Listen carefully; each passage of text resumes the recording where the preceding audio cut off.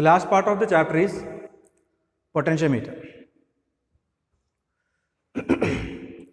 Potentiometer പേര് സൂചിപ്പിക്കുന്ന പോലെ a device used to calculate potential difference.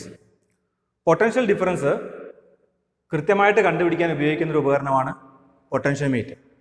Now it is not a direct measuring instrument. ഒരു അമ്മീറ്ററിനെ പോലെയോ വോൾട്ട്മീറ്ററിനെ പോലെയോ ഉപകരണത്തിലേക്ക് നോക്കിയാൽ റീഡിങ് കിട്ടുന്ന തരം ഒരു ഇൻസ്ട്രുമെന്റ് അല്ലത്.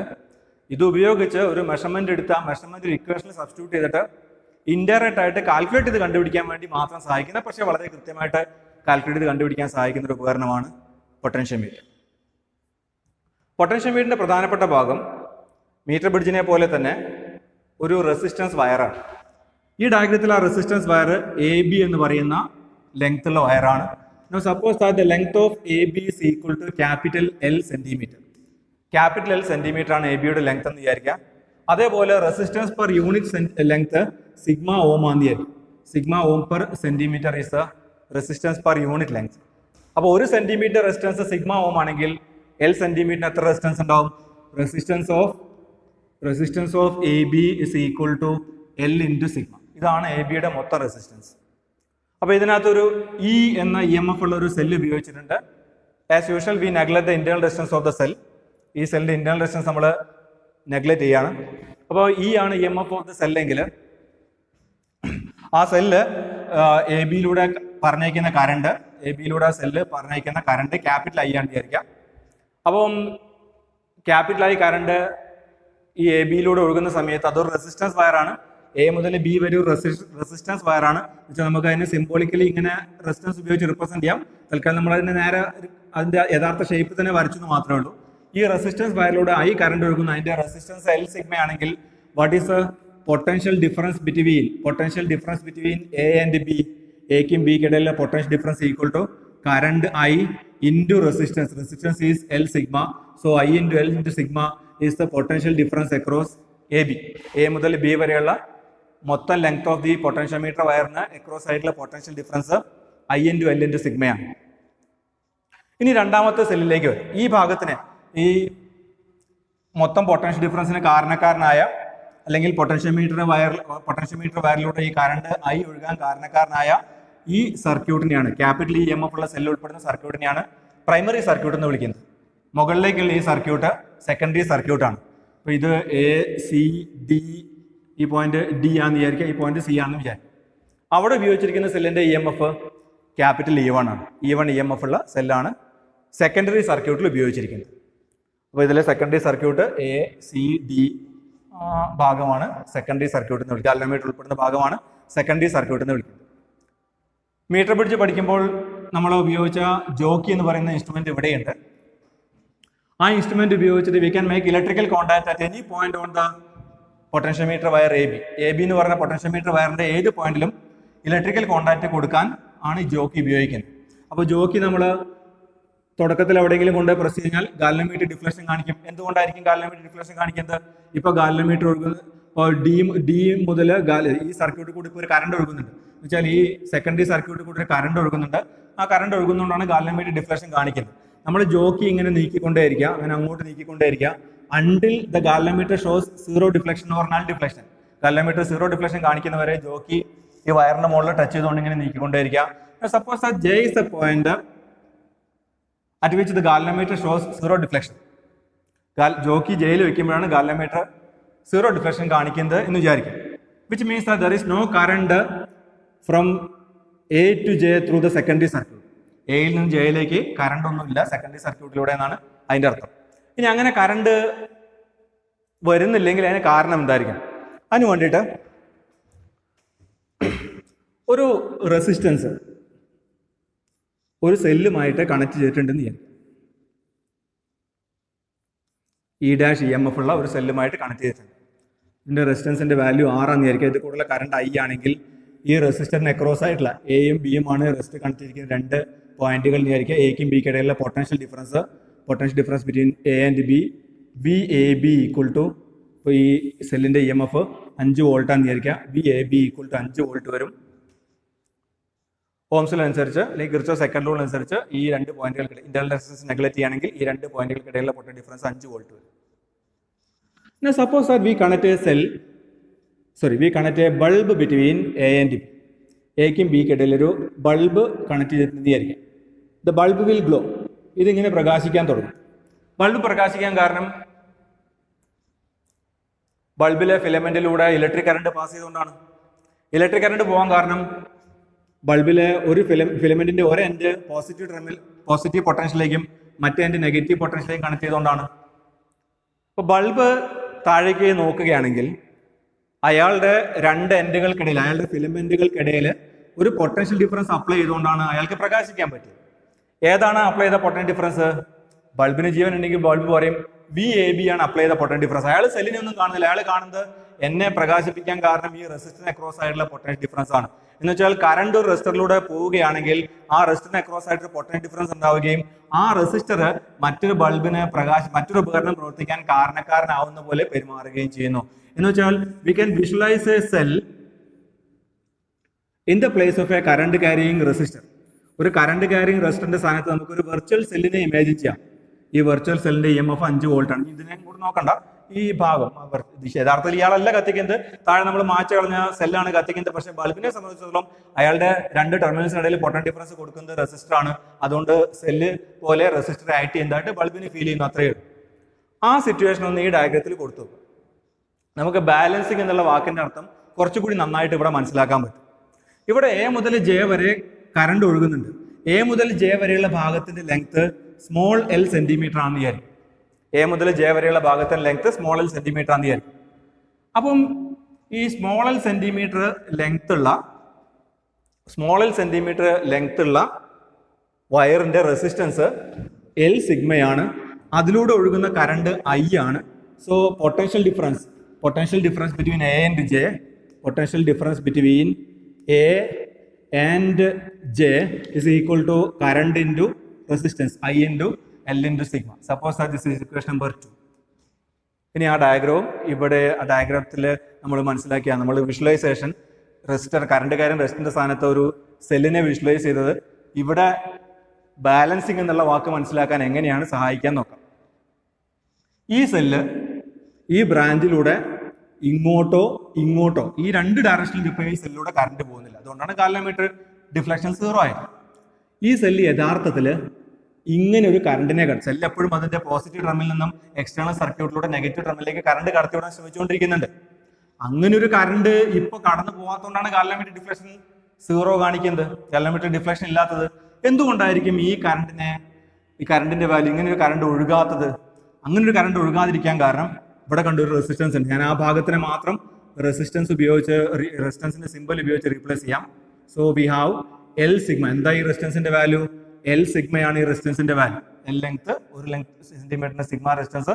അപ്പോൾ L ലെങ്ത്തിന് L into sigma resistance. അതിന്റെ ഹയർ പൊട്ടൻഷ്യൽ എവിടെയാ? റെസിസ്റ്റൻസിൽ എപ്പോഴും കറണ്ട് എങ്ങോട്ടാണ് ഒഴുകുക? ഹയർ പൊട്ടൻഷ്യൽ നിന്ന് ലോവർ പൊട്ടൻഷ്യലിലേക്കാണ് ഒഴുകുക. അപ്പൊ A മുതൽ J വരെ ഉള്ള ഭാഗത്തിലെ പൊട്ടൻഷ്യൽ ഡിഫറൻസ് ആയ IL സിഗ്മ, ഇതാണ് പൊട്ടൻഷ്യൽ ഡിഫറൻസ്. നമ്മൾ എഴുതി potential difference between A and J is equal to IL sigma എന്ന് എഴുതി. അപ്പൊ A മുതൽ J വരെയുള്ള ഭാഗത്തിലെ potential ഡിഫറൻസിന്റെ positive potential എയിലും negative potential ജെയിലുമാണ്. അപ്പൊ അത് എന്തുപോലെ ആയിട്ട് ചെയ്യുന്നത്? നേരത്തെ നമ്മൾ ഇവിടെ ഒരു റെസിസ്റ്റർ ഉണ്ടായിരുന്നു. ആ റെസിസ്റ്ററിലെ കറണ്ട് ഇവിടുന്ന് ഇങ്ങോട്ടാണ് ഒഴുകിയിരുന്നത്. അപ്പൊ A പോസിറ്റീവ് പൊട്ടൻഷ്യലും B നെഗറ്റീവ് പൊട്ടൻഷ്യലുള്ള ടെർമിനലുമായിട്ട് സെല്ല് വിഷ്വലൈസ് ചെയ്തു. അതേപോലെ നിങ്ങൾ ഇവിടെ ഈ റെസിസ്റ്ററിന്റെ സ്ഥാനത്ത് ഒരു സെല്ല് വിഷ്വലൈസ് ചെയ്യാം. ആ സെല്ലിന്റെ ടെർമിനൽ സൈഡിലുള്ള പൊട്ടൻഷ്യൽ ഡിഫറൻസ് ആണ് IL സിഗ്മ എന്ന് പറയുന്നത്. ഈ സെല്ല് എന്തിനു വേണ്ടിയിട്ടാണ് ശ്രമിക്കുന്നത്? സെല്ല് ഓപ്പോസിറ്റ് ഇങ്ങനെ ഇങ്ങോട്ടൊരു കറണ്ടിനെ പറഞ്ഞയക്കാൻ ശ്രമിക്കുന്നുണ്ട്. ഇങ്ങനെ ഒരു കറണ്ടിനെ പറഞ്ഞയക്കാൻ ഈ സെല്ല് ഇങ്ങനെ, ഈ സർക്യൂട്ട് മാത്രം എടുക്കുക. ഈ സർക്യൂട്ടിൽ ഈ സെല്ല്, ഈ വെർച്വൽ സെല്ല് ഒരു കറണ്ടിനെ ഇങ്ങനെ ഇങ്ങോട്ട് പറഞ്ഞയക്കാൻ ശ്രമിക്കുന്നു. റിയൽ സെല്ല്, നമ്മുടെ സെക്കൻഡറി സർക്യൂട്ടിൽ കണക്ട് ചെയ്തിരിക്കുന്ന real cell anti clock vice ഡയറക്ഷനിൽ കറണ്ടിനെ പറഞ്ഞയക്കാൻ ശ്രമിക്കുമ്പോൾ സെക്കൻഡറി സർക്യൂട്ടിന്റെ ഭാഗമായ പൊട്ടൻഷ്യോമീറ്റർ വയറിന്റെ പോർഷൻ ഓപ്പോസിറ്റ് ഡയറക്ഷനിലും ഒരു കറണ്ടിനെ പറഞ്ഞയക്കാൻ ശ്രമിക്കുന്നു.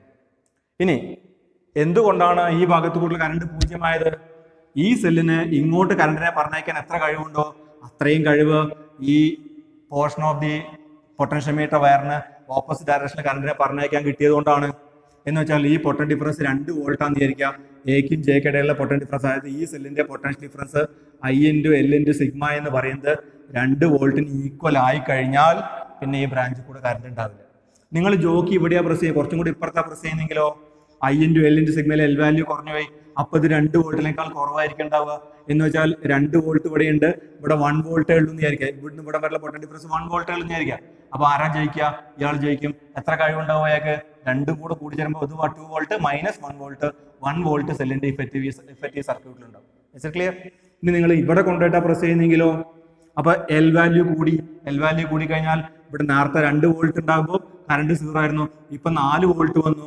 അപ്പൊ ആരാ ജയിക്കുന്നത്? 4 വോൾട്ട്, ഇവിടെയുള്ള 4 വോൾട്ട്, ഈ സെല്ലിന്റെ 4 വോൾട്ട് മൈനസ് ഇവിടുത്തെ 2 വോൾട്ട്, ഇയാൾ ജയിക്കും 2 വോൾട്ട്. അപ്പൊ ക്ലോക്ക് വൈസ് ഡയറക്ഷനിൽ കറണ്ട് ഉണ്ടാവും. Clear?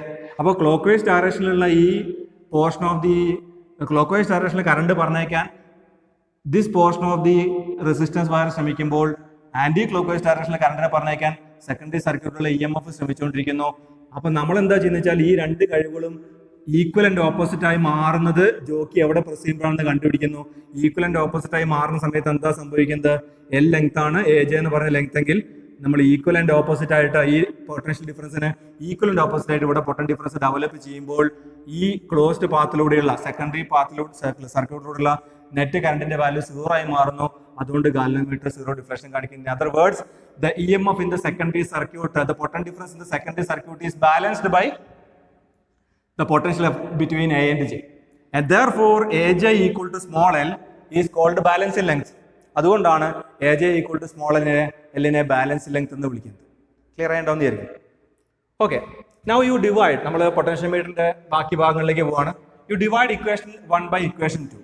Equation 1 by equation 2 gives potential difference between A and B divided by potential difference between A and J is equal to IL sigma divided by I into small n into sigma. Divide ചെയ്ത് കഴിഞ്ഞാൽ നമുക്ക് ഇങ്ങനെ കിട്ടും, ഈ രൂപത്തിൽ കിട്ടും. Now capital I cancel ചെയ്തു, sigma cancel ചെയ്തു. Potential difference between A and B divided by potential difference between A and J equal to capital L divided by small l, equal to capital L divided by small l. Now you apply Kirchhoff's second rule. To the closed path AJDCA. AJDCA apply. നമ്മൾ എപ്പോഴും clock vice path select ചെയ്യാറുള്ളത്, ഈ തവണ നമ്മൾ anticlockwise path select ചെയ്യും. ഇങ്ങനെ apply ചെയ്യാന്ന് വിചാരിക്കും. അപ്പോൾ ഇവിടെ ഇത് ഒരു വെർച്വൽ സെല്ലാണ്, ഇങ്ങനെ സെല്ലില്ല. ഈ പൊട്ടൻഷ്യൽ ഡിഫറൻസിന് കാരണക്കാരനായി ഒരു സെല്ല് നമ്മൾ ഇമാജിൻ ചെയ്താൽ ഓക്കെ, ഇതാണ് യഥാർത്ഥ സിറ്റുവേഷൻ. അപ്പൊ എന്താ കിട്ടുക? കറണ്ടായി ഇങ്ങോട്ടാണ് ഒഴുകുന്നത്. സോ ഇവിടുന്ന് സ്റ്റാർട്ട് കഴിഞ്ഞാൽ കറണ്ട് ഇൻറ്റു റെസിസ്റ്റൻസ്. എത്ര റെസിസ്റ്റൻസ്? L സിഗ്മയാണ് റെസിസ്റ്റൻസ്. എത്ര കറണ്ട്? I ആണ് current. So what is the product? Current into resistance എത്രയാ വരിക? I into L into sigma. So I into L into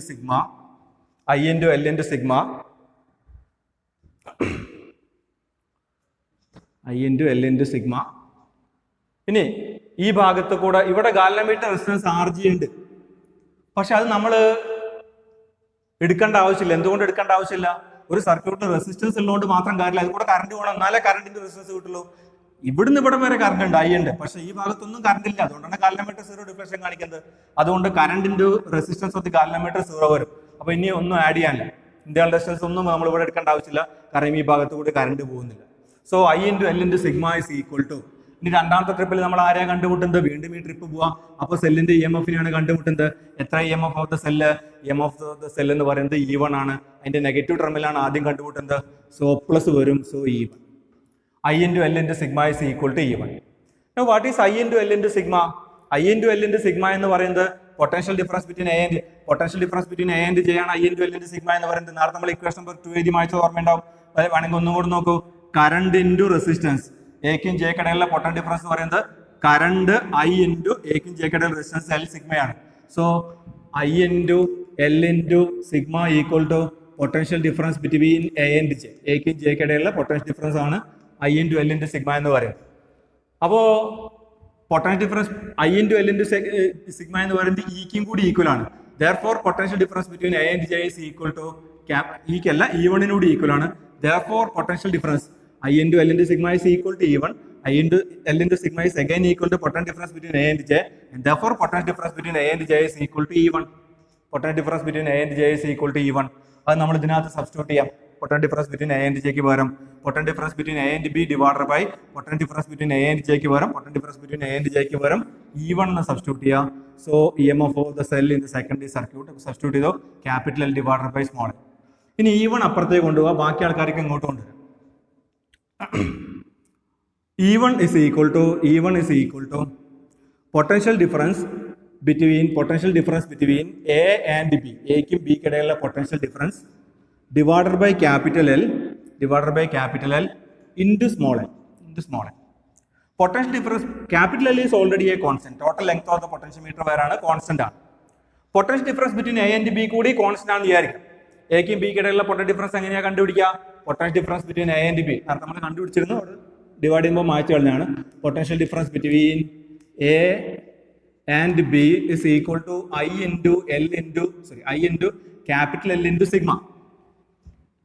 Now potential difference between A and B കൂടി constant ആണെങ്കിൽ, ഇത് already constant ആണ്, ഇത് കൂടി constant ആണെങ്കിൽ E1 proportional to EMF of the cell അല്ലെങ്കിൽ potential difference in the secondary circuit is directly proportional to its own balance length.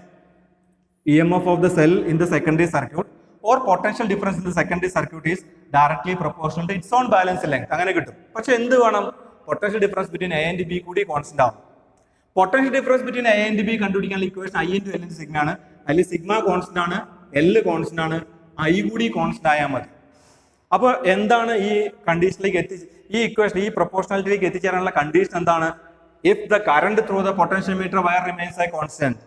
Potentiometer വയറിലൂടെയുള്ള current constant ആണെങ്കിൽ, അല്ലെങ്കിൽ potential difference between A and B constant ആണെങ്കിൽ, then EMF of the cell in the secondary circuit is directly proportional to its balance length. Or EMF എന്ന് വെച്ചാൽ എന്താ? ഒരു potential difference ആണ്. Secondary സർക്യൂട്ടിലെ potential difference is directly proportional to its balance length.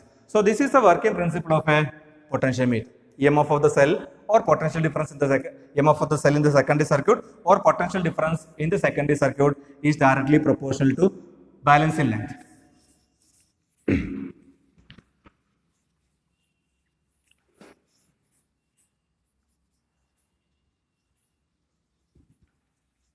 ഇനി ശ്രദ്ധിക്കാം, നമുക്ക് ഒരു ഇക്വേഷൻ കിട്ടിയിട്ടുണ്ട്. EMF of the cell in the secondary circuit is directly proportional to balance length. നമ്മൾ അതിൽ ഇങ്ങനെ എഴുതാം, E1 proportional to M. Now suppose that we have two cells in the secondary circuit. Secondary സർക്യൂട്ടിൽ ഒരു സെല്ലിന് പകരം രണ്ട് സെല്ലുകൾ ഉണ്ടെന്ന് വിചാരിക്കാം.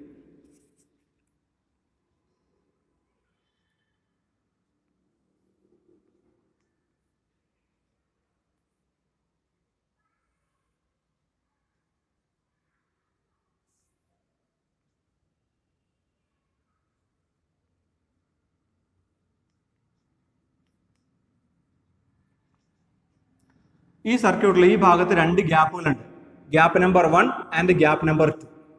ഇത് ഗ്യാപ്പ് 2, ഇത് ഗ്യാപ്പ് 1.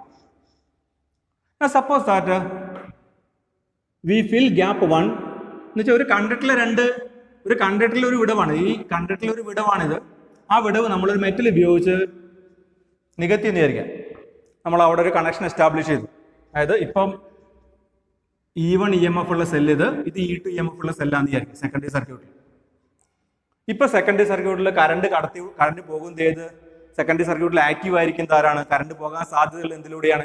E1ലൂടെയാണ്. E2ലൂടെ കറണ്ട് പോലെ, കാരണം അവിടെ ഗ്യാപ്പാണ്. അപ്പം നമ്മൾ ജോക്കി എടുത്ത് ഇങ്ങനെ നീക്കി എയിൽ നിന്ന് ഇങ്ങനെ നീക്കി കൊണ്ടുപോയി J1 എത്തിച്ചപ്പോൾ ഗാൽവനോമീറ്ററിലെ ഡിഫ്ലക്ഷൻ 0 ആയി ആയിരിക്കും. So AJ1 equal to L1 ആരുടെ ബാലൻസ് ലെങ്ത് ആണ്? ഫസ്റ്റ് സെല്ലിന്റെ ബാലൻസ് ലെങ്ത് ആണ്. That is E1 is proportional to L1. E1 is proportional to L1. Suppose that this is proportionality number 1.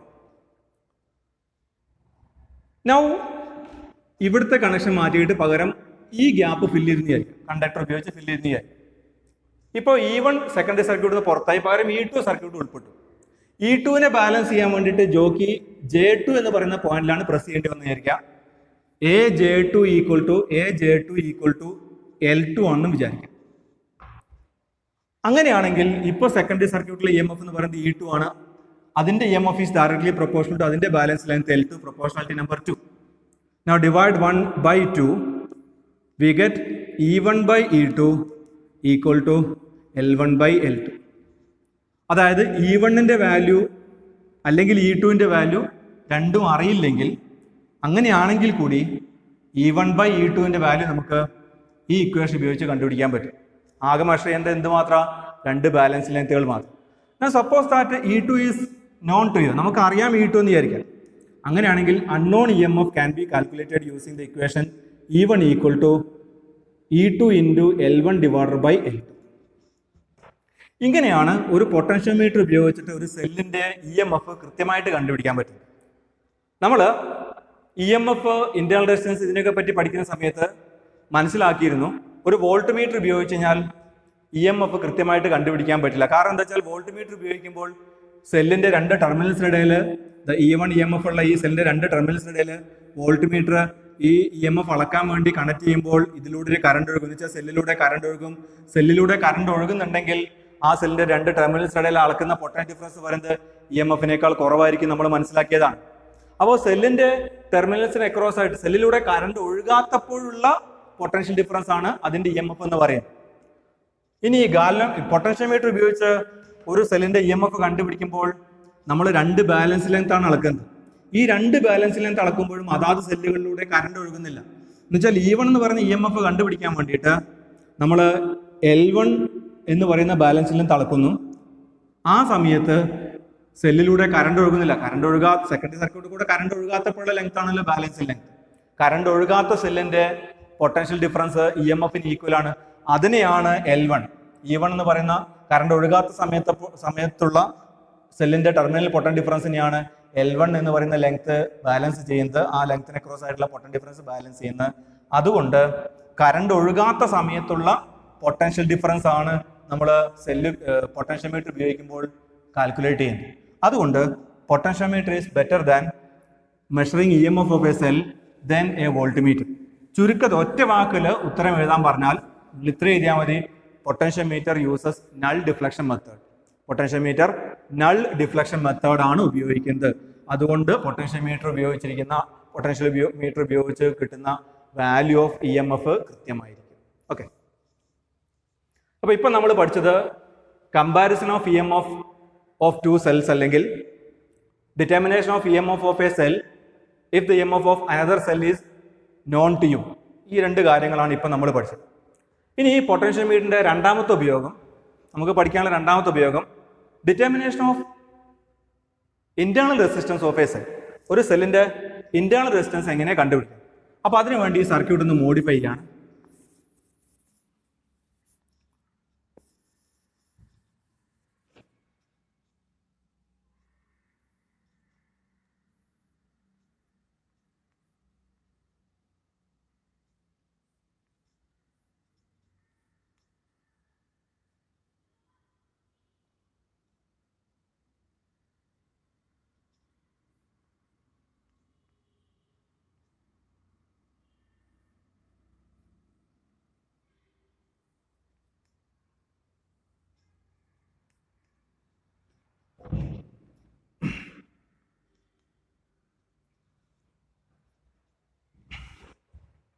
E1 EMF ഉള്ള ഈ സെല്ലിന്റെ internal resistance small r ആണെന്ന് വിചാരിക്കുക. അതാണ് നമുക്ക് കണ്ടുപിടിക്കേണ്ടത്. അപ്പൊ അതിനുവേണ്ടി നമ്മളൊരു നോൺ റെസിസ്റ്റൻസ്, നമുക്ക് അറിയാവുന്ന റെസിസ്റ്റൻസ് ക്യാപിറ്റൽ R ഈ സെല്ലിന് ഈ സർക്യൂട്ടിൽ ഈ സെല്ലിന്റെ 2 പോസിറ്റീവ് ടെർമിനലും നെഗറ്റീവ് ടെർമിനലും ഇടയിലായിട്ട് ഇങ്ങനെ കൊടുത്തിട്ടുണ്ട്. ത്രൂ എ കീ എന്ന് വെച്ചാൽ ഒരു സ്വിച്ച് ഉപയോഗിച്ച് ഇപ്പോൾ അത് ഓപ്പൺ ആണ്. ഇപ്പോൾ ഈ റെസിസ്റ്ററിലൂടെ കറണ്ട് ഒന്നും പോവില്ല, കാരണം ഇവിടെ സർക്യൂട്ട് ഓപ്പൺ ആയി കിടക്കുകയാണ്. അപ്പോൾ K ഓപ്പൺ ആവുന്ന സമയത്ത് ഈ കീ സ്വിച്ച് K ഓപ്പൺ ആക്കി വെച്ചിരിക്കുന്ന സമയത്ത് സർക്യൂട്ടിൽ പിന്നെ സിയും ഡിയുമാണ് ഈ 2 പോയിന്റുകൾ വിചാരിക്കുക. ഈ പോയിന്റ് സിയും ഈ പോയിന്റ് ഡിയും എന്നിരിക്കാം. സിക്കും ഡിക്കും ഇടയിലുള്ള പൊട്ടൻഷ്യൽ ഡിഫറൻസ് എന്ന് പറയുന്നത് E1 ഈക്വൽ ആണ്. കറണ്ട് ത്രൂ ദ സെല്ല് 0 ആയിരിക്കുന്ന അവസ്ഥയാണ് ബാലൻസിങ് കണ്ടീഷൻ നമുക്കറിയാം. അപ്പോൾ ഇപ്പോൾ ഈ ബ്രാഞ്ചിൽ കൂടെ കറണ്ട് ഒന്നും ഒഴുകുന്നില്ല. കറണ്ട് ഒഴുകാത്ത സമയത്ത് സിക്കും ഡിക്കും ഇടയിലുള്ള പൊട്ടൻഷ്യൽ ഡിഫറൻസ്, അതായത് സെക്കൻഡറി സെല്ലിലെ പൊട്ടൻഷ്യൽ ഡിഫറൻസ് പറയുന്നത് സെല്ലിന്റെ EMFന് ഈക്വൽ ആണ്. E1 is directly proportional to ഇപ്പോഴത്തെ ബാലൻസ് ലെങ്ത് AJ1 ആണെന്ന് വിചാരിക്കുക. E1 is directly proportional to AJ1 എന്ന് പറയുന്ന ലെങ്ത് L1 ആണെന്ന് വിചാരിക്കുക. So E1 is directly proportional to L1. നമുക്കറിയാവുന്ന സംഗതിയാണ്. EMF in the secondary circuit is directly proportional to its own balancing length. Or E1 is equal to a constant phi into L1. What is phi? ഇവിടെ എന്താ ലെങ്തിനെ ബാലൻസിൽ ലെങ്തിനെ phi കൊണ്ട് ഗുണിച്ചപ്പോൾ potential difference കിട്ടി. അപ്പോൾ ഈ phi എന്ന് പറയുന്നത് potential difference per unit length ആണ്. നിങ്ങൾ ഇതും ചെയ്ത് നോക്കൂ. L1 where phi is equal to, ഇതിൽ നിന്ന് നോക്കാം, where phi is equal to potential difference by length. അപ്പോൾ ഈ സെക്കൻഡ് സിക്കും ഡിക്കും ഇടയിലുള്ള പൊട്ടൻഷ്യൽ ഡിഫറൻസ് ആണ് ഇപ്പോൾ എക്കും J1 ഇടയിലുള്ളത്. അപ്പോൾ ഈ സർക്യൂട്ടിലെ എ മുതൽ J1 വരെയുള്ള ഭാഗത്തെ പൊട്ടൻഷ്യൽ ഡിഫറൻസ് ബൈ അത്രയും ഭാഗത്തെ ലെങ്ത് എടുത്തു കഴിഞ്ഞാൽ potential difference per unit length ആണ് കിട്ടുക. വോൾട്ട് പെർ സെന്റിമീറ്റർ ആണ് കിട്ടുക. Potential difference per unit length, potential difference per unit length into length equal to total potential difference. അത്രയേ ഉള്ളൂ. So phi is called the potential difference per unit length or potential gradient. Phi is called potential gradient, potential difference per unit length. Now we close the key. ഈ key close ചെയ്യാം. Key close ചെയ്ത് കഴിഞ്ഞാൽ there will be a current through this circuit. നമുക്ക് ഇതിനെ CDHF എന്ന് വിളിക്കാം. ഈ ഇവിടെ ഉപയോഗിച്ചിട്ടുണ്ട്. G ഉപയോഗിച്ചിട്ട് HF എന്ന് വിളിക്കും. CDHF എന്ന് വിളിക്കും. So in the closed path CFHD anti clock ആയിട്ട് എടുക്കാം. അപ്പോൾ അതിനകത്ത് അതിലൂടെ ഒരു കറണ്ട് ഒഴുകുന്നുണ്ട്. കാരണം കീ ക്ലോസ്ഡ് ആയി. നമ്മൾ ഒരു സെല്ലിലൂടെ കറണ്ട് ഒഴുകുന്ന സമയത്ത്, ഇപ്പൊ കറണ്ട് ഒഴുകാനുള്ള കാരണം മനസ്സിലായിട്ടുണ്ടാവും. കീ ക്ലോസ് ആയതുകൊണ്ട് കറണ്ട് ഒഴുകുന്നുണ്ട്. ഇപ്പം ഈ സെല്ലിന്റെ ഉള്ളിലൂടെ കറണ്ട് ഒഴുകുന്നുണ്ട്. അപ്പൊ സെല്ലിന്റെ ടെർമിനൽസിനിടയിലുള്ള പൊട്ടൻഷ്യൽ ഡിഫറൻസ് ആയ potential difference between C and D എന്ന് പറയുന്നത് നേരത്തെ കറണ്ട് ഒഴുകാത്ത സെല്ലിന്റെ ടെർമിനൽസിനിടയിലുള്ള പൊട്ടൻഷ്യൽ ഡിഫറൻസ് ആയിരുന്നു അത്, which was equal to its EMF. പക്ഷെ ഇപ്പം ഈ സെല്ലിൽ കൂടെ കറണ്ട് ഒഴുകുന്നുണ്ട്. അതുകൊണ്ട് അതിന്റെ ടെർമിനൽസിനിടയിലുള്ള പൊട്ടൻഷ്യൽ ഡിഫറൻസ് എത്രയേ ഉണ്ടാവുള്ളൂ?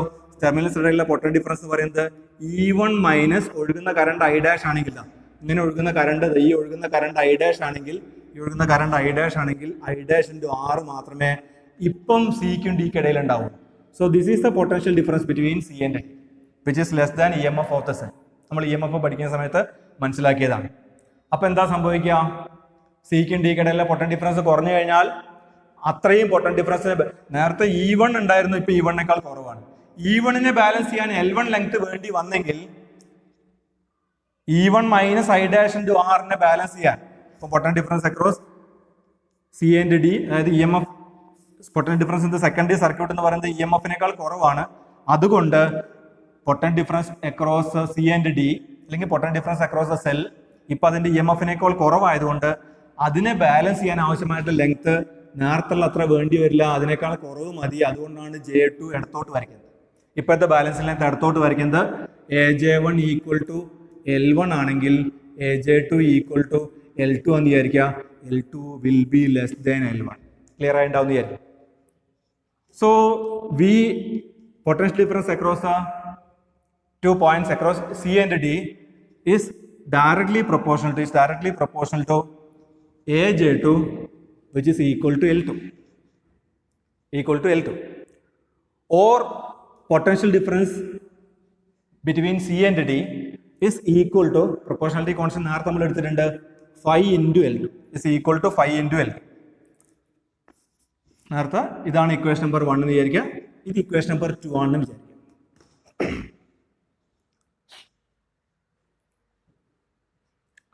Now what is VCD? ഈ രണ്ട് പോയിന്റുകൾക്കിടയിലുള്ള പൊട്ടൻഷ്യൽ ഡിഫറൻസ് എന്ന് പറഞ്ഞാൽ എന്താണത്?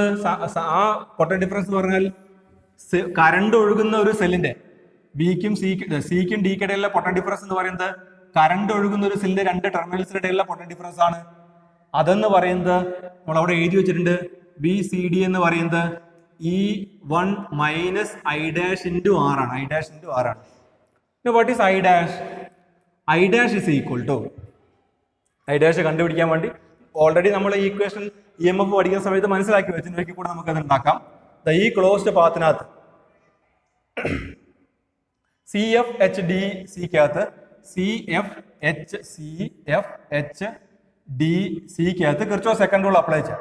അപ്പോൾ അപ്ലൈ ചെയ്യുന്ന സമയത്ത് I dash into capital R plus ഒരാൾ കൂടി ഉണ്ട് ഇതിനകത്ത്. ആരാളുള്ളത്? സെല്ലിന്റെ ഇന്റേണൽ റെസിസ്റ്റൻസ് ഉണ്ട്. അവിടെ സെല്ലിന്റെ ഇന്റേണൽ റെസിസ്റ്റൻസ് ഉണ്ട്. ഈ ആർ എന്ന് പറയുന്ന internal resistance plus I dash into small r equal to, ഇനി വരുന്ന സമയത്ത് വീണ്ടും അടുത്ത ട്രിപ്പിൽ വരുന്ന സമയത്ത് നമ്മൾ സെല്ലിന്റെ നെഗറ്റീവ് ടെർമിനലാണ് കണ്ടുപിടുന്നത്. സോ സെല്ലിന്റെ EMF പോസിറ്റീവ് ആയിട്ട് എടുക്കണം, E1. Or I dash into R plus small r equal to E1. Or I dash is equal to E1 divided by R plus r. I dash കണ്ടുപിടിക്കാനുള്ള ഇക്വേഷൻ ഇതാ നമുക്കറിയാം, E1 divided by R plus R.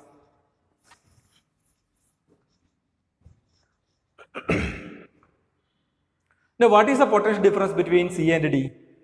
സിക്കും ഡിക്കിടയിലുള്ള potential difference പറഞ്ഞാൽ എന്താണ്? റെസിസ്റ്ററിന്റെ രണ്ട് എൻഡുകൾക്കിടയിലുള്ള potential difference ആണ്. ഈ പോയിന്റും ഒരേ പൊട്ടൻഷ്യലാണ്, ഈ പോയിന്റും ഒരേ പൊട്ടൻഷ്യലാണ്.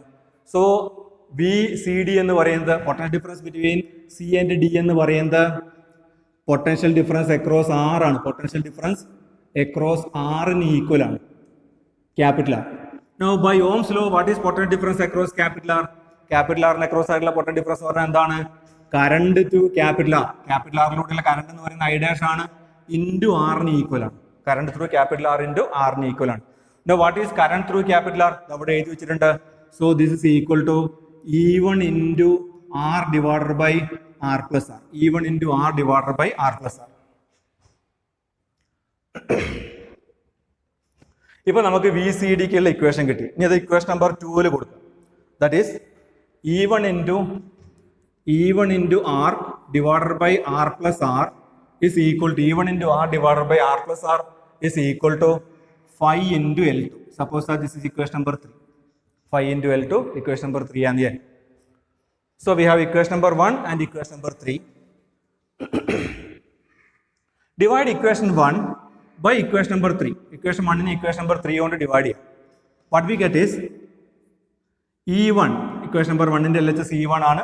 ഇക്വേഷൻ നമ്പർ 3യുടെ LHS E1 R divided by R plus R equal to, ഇതിന്റെ LHS 5 ഇൻറ്റു L1 ആണ്. അവിടുത്തെ LHS അല്ല, RHS 5 ഇൻറ്റു L1 ആണ്. അവിടുത്തെ RHS 5 ഇൻറ്റു L2 ആണ്. 5 ക്യാൻസൽ ചെയ്തു. അതേപോലെ ഇവിടെ E1 ക്യാൻസൽ ചെയ്തു. ആർ പ്ലസ് ആർ മുകളിലേക്ക് പോകും.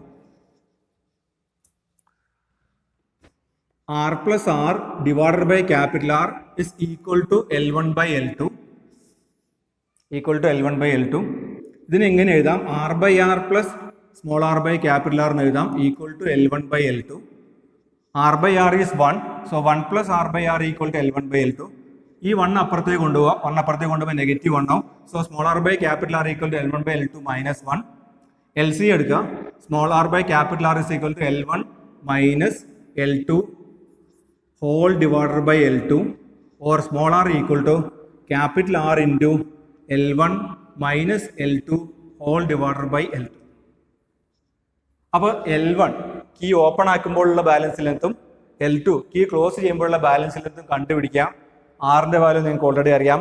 Then you can calculate the internal resistance of the cell. സെല്ലിന്റെ ഇന്റേണൽ റെസിസ്റ്റൻസ് കണ്ടുപിടിക്കാൻ പറ്റും. ക്ലിയർ? ഓക്കെ. നമ്മളിനി നീളം കൂടിയ വയറോട് കൂടിയ പൊട്ടൻഷ്യോമീറ്റർ ആണോ, നീളം കുറഞ്ഞ വയറുള്ള പൊട്ടൻഷ്യോമീറ്റർ ആണോ കൂടുതൽ ആക്യുറസി ഉള്ളത്? അപ്പോൾ നമ്മൾ പറഞ്ഞു പൊട്ടൻഷ്യോമീറ്ററിന് AB ലെങ്ത്തിലൊരു വയറുണ്ടെന്ന് പറഞ്ഞു. ആ വയറ് ചില പൊട്ടൻഷ്യോമീറ്ററിന് 4 മീറ്റർ ആയിരിക്കും, ചിലതിന് 10 മീറ്റർ ആയിരിക്കും. ഏതാണ് കൂടുതൽ ആക്യുറസി ഉള്ളത്, അല്ലെങ്കിൽ എങ്ങനെ നമുക്കൊരു പൊട്ടൻഷ്യോമീറ്ററിന്റെ ആക്യുറസി വർദ്ധിപ്പിക്കാം, ഇതൊക്കെയാണ് ഡിസ്കസ് ചെയ്യുന്നത്. അപ്പോൾ അതിനുവേണ്ടി നിങ്ങൾക്ക് ഇക്വേഷൻ അറിയാം. EMF of the cell in the secondary is directly proportional to balance in length. ഇതാണ് പൊട്ടൻഷ്യോമീറ്ററിന്റെ principle. Or EMF of the cell in the secondary is equal to phi into L, where phi is called the potential gradient or potential difference per unit length. ഇതിനെയാണ് നമ്മൾ potential gradient അല്ലെങ്കിൽ potential difference per unit length എന്ന് വിളിക്കുന്നത്. Now suppose that the value of phi for a given potentiometer is 0.01 volt per centimeter. 0.01 volt per centimeter ആണ് ഒരു given സെല്ലിന്റെ potential gradient എന്ന് വെച്ചാൽ അതിന്റെ അർത്ഥം ഒരു പൊട്ടൻഷ്യോമീറ്റർ വയറിന്റെ ഓരോ സെന്റിമീറ്ററിലെയും, ഒരു സെന്റിമീറ്റർ പൊട്ടൻഷ്യോമീറ്റർ വയറിന്റെ ലെങ്ത് ഇതാന്ന് വിചാരിക്കാം. ഈ പൊട്ടൻഷ്യോമീറ്റർ വയറിലെ 1 സെന്റിമീറ്റർ, ഇതാണ് 1 സെന്റിമീറ്റർ, എ മുതൽ ഇവിടെ വരെ 1 സെന്റിമീറ്റർ ആണെന്ന് വിചാരിക്കാം. ഈ രണ്ട് പോയിന്റുകൾക്കിടയിലുള്ള പൊട്ടൻഷ്യൽ ഡിഫറൻസ് 0.01 ആണ് എന്നാണ് ഈ പറഞ്ഞതിന്റെ അർത്ഥം. അപ്പോൾ 1 സെന്റിമീറ്ററിന് അക്രോസ് ആയിട്ടുള്ള പൊട്ടൻഷ്യൽ ഡിഫറൻസ് 0.01 ആണെങ്കിൽ നമ്മൾ സെക്കൻഡറി സർക്യൂട്ടിൽ കണക്ട് ചെയ്തിരിക്കുന്ന സെല്ലിന്റെ EMF, സെക്കൻഡറി സെല്ലിൽ കണക്ട് ചെയ്തിരിക്കുന്ന സെല്ലിന്റെ EMF ഗാൽവനോമീറ്റർ ഉണ്ട്. സെക്കൻഡറി സെല്ലിൽ കണക്ട് ചെയ്തിരിക്കുന്ന സെല്ലിന്റെ EMF ക്യാപിറ്റൽ ഇ, പ്രൈമറിയിൽ ഒരു സെല്ല് കണക്ട് ചെയ്തിട്ടുണ്ട്, അതിന്റെ EMF ഞാനിപ്പോൾ എഴുതുന്നില്ല, ഈ ഡിസ്കഷനിൽ അതിന്റെ ആവശ്യമില്ല. സെക്കൻഡറി സെല്ലിൽ കണക്ട് ചെയ്തിരിക്കുന്ന സെല്ലിന്റെ EMF 0.5 വോൾട്ട് ആണ് വിചാരിക്കുക. അപ്പോൾ 1 സെന്റിമീറ്റർ ലെങ്ത് ഓഫ് ദി പൊട്ടൻഷ്യോമീറ്ററിന് പൊട്ടൻഷ്യോമീറ്ററിൽ 0.01 വോൾട്ട് ഉണ്ടെങ്കിൽ, 01 വോൾട്ട് ഉണ്ടെങ്കിൽ, തിരിച്ചു പറഞ്ഞാൽ 0.01 വോൾട്ടിനെ ബാലൻസ് ചെയ്യാൻ 1 centimetre length of the potentiometer wire വേണമെന്നുണ്ടെങ്കിൽ 0.5 വോൾട്ട് EMF ഉള്ള സെല്ലിനെ ബാലൻസ് ചെയ്യാൻ എത്ര ലെങ്ത് വേണം? 0.5 into 1 divided by 0.5 into 1 divided by 0.013 വേണം. 0.5 into 1 divided by 0.01 വേണം. That is equal to 50 centimeter. That is equal to 50 centimeter. Now suppose that the EMF of the cell in the secondary increases slightly.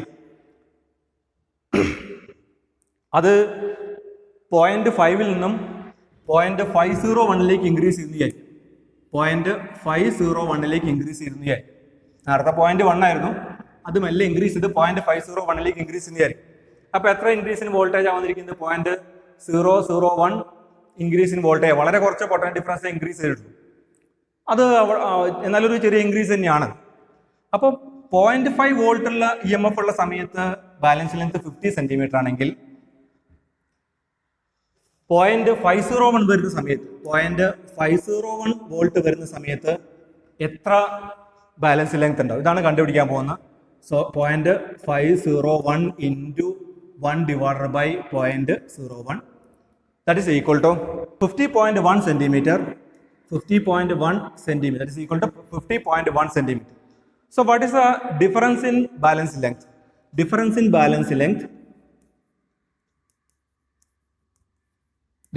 balance length equal to 50.1 minus 50, that is equal to 0.1 centimeter, which is equal to 1 millimeter. അപ്പം potential gradient 0.01 volt per centimetre ഉള്ള ഒരു പൊട്ടൻഷ്യോമീറ്ററിന് അതിന്റെ secondary EMF 0.5 നിന്നും 0.501 increase ചെയ്യുമ്പോൾ balance length 1 millimetre ആണ് വ്യത്യാസം വന്നത്. വളരെ നെഗ്ലിജിബിൾ ആയിട്ടുള്ള ഒരു ഡിഫറൻസ് മാത്രമേ ബാലൻസ് ലെങ്ത്തിൽ വന്നിട്ടുള്ളൂ. ഒരു പക്ഷേ നമ്മളുടെ കണ്ണിൽ പെട്ടില്ല എന്ന് വന്നേക്കും. 1 മില്ലിമീറ്റർ വളരെ ചെറിയ ഡിസ്റ്റൻസ് ആണ് 1 മില്ലിമീറ്റർ എന്ന് പറയുന്നത്, നമ്മളെ കണ്ണിൽ പെട്ടില്ല എന്ന് വന്നേക്കും. എന്ന് വെച്ചാൽ ഈ പൊട്ടൻഷ്യോമീറ്റർ ഇത്രയും ചെറിയ ഒരു പൊട്ടൻഷ്യൽ ഡിഫറൻസ് സെക്കൻഡറിയിൽ സംഭവിച്ചപ്പോൾ അത് ഡിറ്റക്ട് ചെയ്യുന്നതിൽ വളരെ വിജയിച്ചു എന്ന് പറയാൻ പറ്റില്ല. എന്നുവെച്ചാൽ അയാളുടെ ആക്യുറസി അത്രയ്ക്കൊന്നുമില്ല. എന്നാൽ നമ്മുടെ കയ്യിൽ രണ്ടാമതൊരു പൊട്ടൻഷ്യോമീറ്റർ ഉണ്ട്. ആ പൊട്ടൻഷ്യോമീറ്ററിന്റെ potential difference per unit length 5' അല്ലെങ്കിൽ potential gradient 0.001 volt per centimetre ആണ് എന്ന് വിചാരിക്കും. അയാളിലാണ് പൊട്ടൻഷ്യൽ EMFന്റെ വാല്യൂ 0.5 നിന്നും 0.501 വോൾട്ടിലേക്ക് ഇൻക്രീസ് ചെയ്യുന്ന EMFന്റെ വാല്യൂ ഇൻക്രീസ് ചെയ്യുന്ന ഒരു സെല്ല് കണക്ട് ചെയ്യുന്നെങ്കിൽ അയാളിലെ ബാലൻസ് ലെങ്ത് എത്ര വ്യത്യാസം വരുന്നതാണ് ഇനി നമ്മൾ കണ്ടുപിടിക്കുന്നത്. അഗൈൻ ഇതേപോലെ തന്നെ 0.001 വോൾട്ട് ആണ് വോൾട്ടിനെ ബാലൻസ് ചെയ്യാൻ 1 സെന്റിമീറ്റർ ആണ്. അപ്പം 0.5 വോൾട്ടിനെ ബാലൻസ്, നമ്മുടെ സെല്ലിന്റെ EMF തുടക്കത്തിൽ 0.5 ആയിരുന്നു. 0.5 വോൾട്ടിനെ ബാലൻസ് ചെയ്യാൻ വേണ്ടിയിട്ട് 0.5 into 1 divided by 0.001, which is equal to 500 centimeter. 500 centimeter ആണ്. Now സെല്ലിന്റെ EMF 0.5 വോൾട്ടിൽ നിന്നും 0.501 വോൾട്ടിലേക്ക് ഇൻക്രീസ് ചെയ്തു. അപ്പോൾ 0.501 വോൾട്ട് ആണ് ഇപ്പോഴത്തെ EMF എങ്കിൽ പുതിയ ബാലൻസ് ലെങ്ത് എത്രയായിരിക്കും എന്നാണ് കണ്ടുപിടിക്കാൻ. 0.501 into 1 divided by 0.001, which is equal to 501 centimeter. Now what is the difference in balance length? Difference in balance length is equal to 501 minus 500, which is equal to 1 centimeter, which is equal to 10 millimeter. അപ്പോൾ balance ലെങ്ത്തിൽ 1 centimetre വ്യത്യാസം വന്നു എന്ന് പറഞ്ഞാൽ അത് negligible അല്ല. ഇവിടെ എത്രയേ വ്യത്യാസം വന്നുള്ളൂ? പൊട്ടൻഷ്യൽ ഡിഫറൻസ് 0.5 വോൾട്ടിനും 0.501 വോൾട്ടിലേക്ക് ഇൻക്രീസ് ചെയ്തപ്പോൾ ബാലൻസ് ലെങ്ത്തിൽ വെറും 1 മില്ലിമീറ്റർ ഡിഫറൻസേ വന്നുള്ളെങ്കിൽ അവിടെ അതേ ഡിഫറൻസ് ഇൻ EMF-ൽ എത്ര ചേഞ്ച് ഇൻ ബാലൻസ് ലെങ്ത് വന്നു വെച്ചാൽ 10 millimeter എന്ന് വെച്ചാൽ 1 centimeter ഡിഫറൻസ് വന്നു. അത് നെഗ്ലിജിബിൾ അല്ല, ഇത് നെഗ്ലിജിബിൾ ആണ്. എന്ന് വെച്ചാൽ the second potentiometer manages to detect a very slight increase from 0.5 volt to 0.501 volt, whereas the first one failed to detect such a minute difference in EMF of the secondary circuit. So which one is more accurate? The second one is more accurate. So how do you relate the accuracy of a potentiometer with its potential gradient? ആർക്കാണോ potential gradient കൂടിയിരിക്കുന്നത്, ഇവിടെ 0.01 ആണെങ്കിൽ അവിടെ 0.001 ആണ്. ആർക്കാണോ potential difference കൂടിയിരിക്കുന്നത് അയാളുടെ accuracy കുറവും, ആർക്കാണോ potential difference കുറഞ്ഞിരിക്കുന്നത് അയാളുടെ ആക്യുറസി കൂടുതലുമാണ്. അപ്പൊ എങ്ങനെ ഒരു പൊട്ടൻഷ്യോമീറ്ററിന്റെ ആക്യുറസി വർദ്ധിപ്പിക്കാന്ന് വെച്ചാൽ by reducing the potential gradient or by reducing the potential difference per unit length, we can increase the accuracy of a potentiometer. ഇനി അത് ഇൻക്രീസ് ചെയ്യണമെങ്കിൽ എന്ത് വേണം? അതിന് നമ്മൾ പൊട്ടൻഷ്യൽ ഗ്രേഡിയന്റിന്റെ ഡെഫിനേഷൻ ആലോചിച്ചാൽ മതി. Volt per centimetre. അതായത് മൊത്തം എ മുതൽ ബി വരെയുള്ള പൊട്ടൻഷ്യൽ ഡിഫറൻസ് VAB ആണെങ്കിൽ VAB ആണ് എ മുതൽ എൽ ലെങ്ത്തിലുള്ള എൽ സെന്റിമീറ്റർ മൊത്തം ലെങ്ത് എ മുതൽ ബി വരെയുള്ള മൊത്തം ലെങ്ത് എല്ലാം വിചാരിക്കുക. എൽ സെന്റിമീറ്ററിലെ പൊട്ടൻഷ്യൽ ഡിഫറൻസ് VAB വോൾട്ട് ആണെങ്കിൽ 1 സെന്റിമീറ്ററിൽ എത്രയാ വരിക? 1 സെന്റിമീറ്ററിൽ VAB ഡിവൈഡഡ് ബൈ L വരും. അപ്പൊ എല്ലിന്റെ വാല്യൂ വർദ്ധിപ്പിച്ചാൽ, എൽ വെച്ചാൽ എന്താ? ലെങ്ത് ഓഫ് ദി പൊട്ടൻഷ്യോമീറ്റർ വയറാണ്. എല്ലിന്റെ വാല്യൂ വർദ്ധിപ്പിച്ചാൽ ഫൈയുടെ, ഇതിനെയാണ് ഫൈ എന്ന് വിളിക്കുന്നത്. ഈ എല്ലിന്റെ വാല്യൂ വർദ്ധിപ്പിച്ചാൽ ഫൈയുടെ വാല്യൂ കുറയ്ക്കാൻ പറ്റും. അപ്പൊ 4 മീറ്റർ നീളമുള്ള വയറോട് കൂടിയ പൊട്ടൻഷ്യോമീറ്റർ ആണോ 10 മീറ്റർ വയർ ലെങ്ത് ഉള്ള പൊട്ടൻഷ്യോമീറ്റർ ആണോ കൂടുതൽ ആക്യുറേറ്റ് എന്ന് വെച്ചാൽ 10 മീറ്റർ നീളമുള്ളതാണ് കൂടുതൽ ആക്യുറസി ഉള്ളത്. ഇനി അനദർ പൊട്ടൻഷ്യോമീറ്റർ വയറിന്റെ നീളം വർദ്ധിപ്പിക്കാതെ മറ്റൊരു വഴിയുണ്ട്. VAB കുറച്ചാൽ മതി, potential difference between A and B കുറച്ചാൽ മതി. അപ്പൊ അതിനെന്താ ചെയ്യുക? അതിന് നിങ്ങൾ ഈ പ്രൈമറി സർക്യൂട്ടിൽ സീരീസ് ആയിട്ട് മറ്റൊരു റെസിസ്റ്റൻസിനെ കണക്ട് ചെയ്യാം. ആ റെസിസ്റ്റൻസിനെ കണക്ട് ചെയ്യുന്നതായിരിക്കാം. ഇപ്പൊ നിങ്ങൾ കിർച്ചോഫ് സെക്കൻഡ് റൂൾ അപ്ലൈ ചെയ്ത് കഴിഞ്ഞാൽ നേരത്തെ ഇയാൾ ഉണ്ടായിരുന്നില്ല. ഈ EMF of the cell in the primary circuit മൊത്തം എക്കും ബിക്ക് ഇടയിൽ പൊട്ടൻഷ്യൽ ഡിഫറൻസ് ആയി വന്നിരുന്നു. ഇപ്പൊ എന്താ ഉണ്ടാവുള്ളൂ?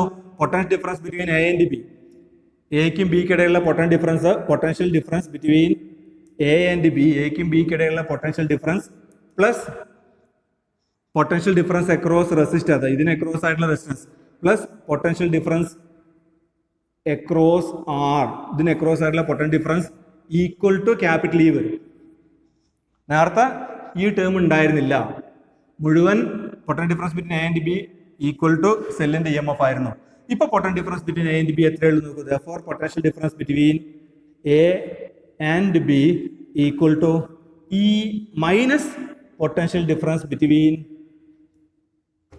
Difference across capital. അതായത് പ്രൈമറി സർക്യൂട്ടിന് സീരീസ് ആയിട്ട് സെല്ല് കണക്ട് ചെയ്ത് കഴിഞ്ഞാൽ potential difference across the potentiometer വയറിന്റെ വാല്യൂ കുറയ്ക്കാൻ പറ്റും. എല്ല് കൂട്ടിയിട്ട് ഫൈ കുറയുന്നുള്ള കാര്യം നമ്മൾ നേരത്തെ കണ്ടതാണ്. VABയുടെ വാല്യൂ എല്ലിനെ വ്യത്യാസപ്പെടുത്താതെ VABയുടെ വാല്യൂ കുറച്ചാലും മതി ഫൈ കുറയ്ക്കാൻ. അപ്പൊ VABയുടെ വാല്യൂ കുറയ്ക്കാൻ എന്താ ചെയ്യുക? Potential difference between A and B ആണ് VAB എന്ന് പറയുന്നത്. അത് കുറയ്ക്കാൻ എന്താ ചെയ്യുക? ഇങ്ങനൊരു ടേം കിട്ടിയാൽ മതി. ഇങ്ങനൊരു ടേം കിട്ടണമെങ്കിൽ ആരാ വേണ്ടത്? ഒരു റെസിസ്റ്റൻസിനെ സീരീസ് ആയിട്ട് കണക്ട് ചെയ്താൽ മതി. So by connecting a high resistance in series with the primary circuit, we can increase the accuracy or sensitivity of a given potentiometer. Clear and down here. Okay.